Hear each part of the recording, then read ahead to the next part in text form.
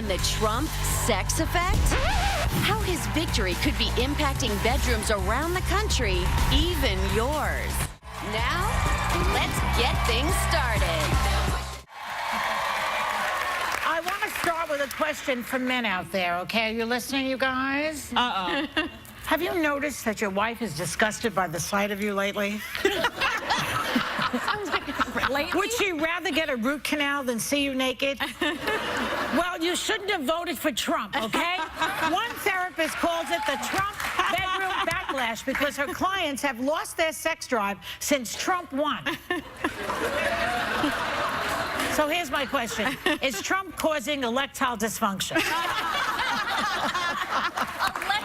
Clever, very clever. What do you think? think? Why are you inviting Trump into the bedroom to begin with? I mean, there's nothing that's going to come between me and my man in the bedroom, except maybe Hugh Jackman. But I mean, why? I don't want to visualize Hillary. I don't want to visualize Trump. I don't think they're visualizing anything. But why are you letting it get in the way of your relationship? I think women feel the need to assert their authority and their power because I feel like they saw this guy come to power.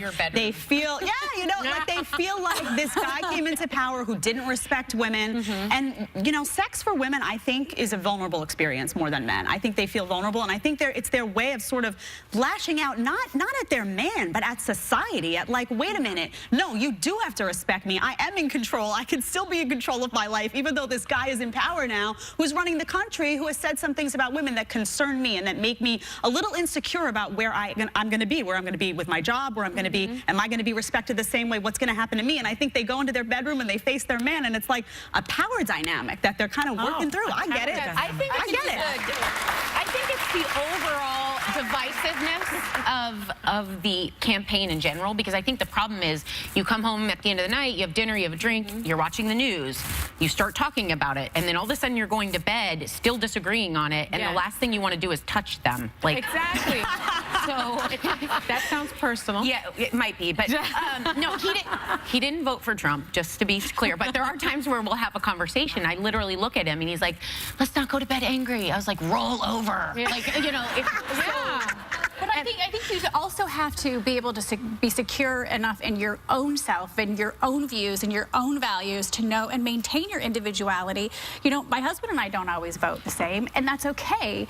And I want to be fine with that. And he's okay with who I am and who I choose to vote for, and I'm okay because at the same time we want to be cohesive, but we also have to maintain that individuality. So if he wanted, I'm not going to say who he voted for. I'm not going to say who I voted for. We did not vote for the same person, and that's okay. And I respect my husband, and I still can't wait to see him in the bedroom.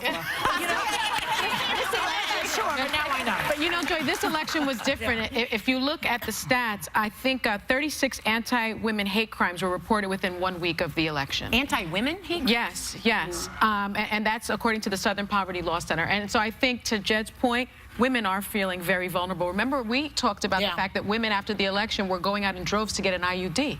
Oh, yeah, that's because they thought that their birth control would be taken away from them. Well, yeah, we're impacted politically by this. Profoundly by it. But I think that the sex drive does die. And, you know, we are building a wall around our vaginas. Yeah. Because... Yeah.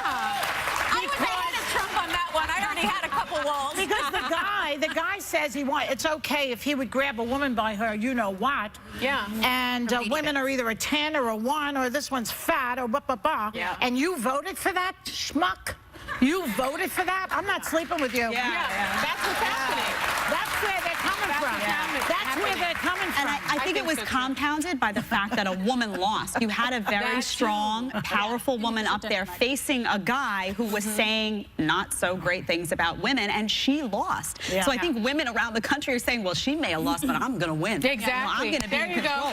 Yeah. And I think that I get it. I mean, I didn't support her, but I get it. I do get why when you were going against someone who was kind of demeaning to women and women felt threatened, that now they're saying, my candidate lost, I'm not We are talking about the bedroom. So, but the reality is, the reality is, though, like 42% of women in this country did vote for Donald Trump, and so this is obviously the experience of one therapist that we're talking about. I wouldn't necessarily 94% of black women did not vote for him. Okay, there you go. So let's hedge that.